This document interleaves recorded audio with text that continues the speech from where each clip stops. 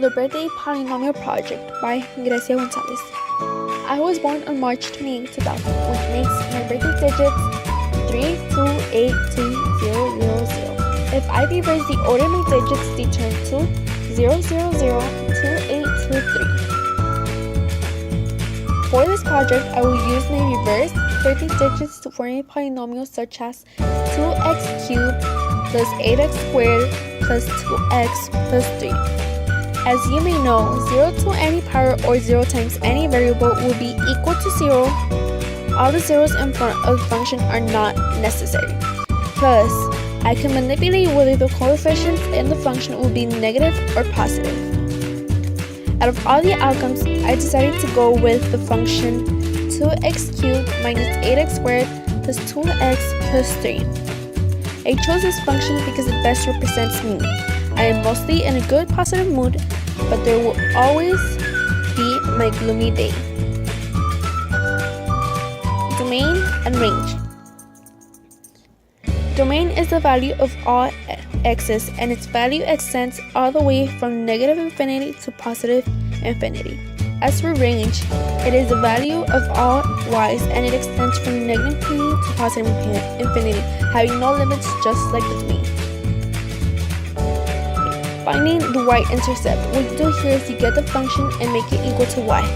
From there, you substitute all x's with 0. As I mentioned before, 0 to the power of any number or 0 times any number will equal to 0.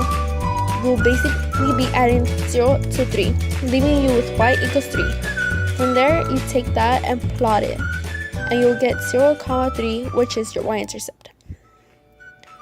Our relative maximum and minimum. Maximum is 0.13, 3.13, because after that point, the function starts to decrease, causing the point to become the relative maximum.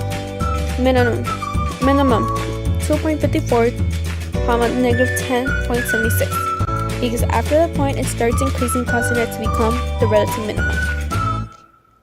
All real number zeros.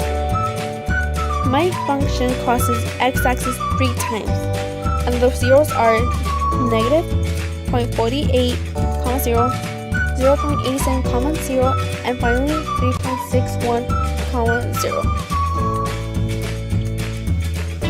The end behavior. What I did here is I used the leading coefficient test, and the leading coefficient is positive. Its degree is odd. The graph rises from the left and falls to the right. It cannot be factored with rational numbers, and it is not symmetrical to the x-axis or the y-axis. How does this graph represent me?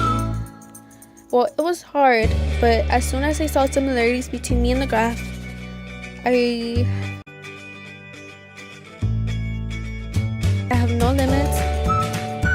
I am positive all the time, but there will be a moment where I might be sad or in a bad mood.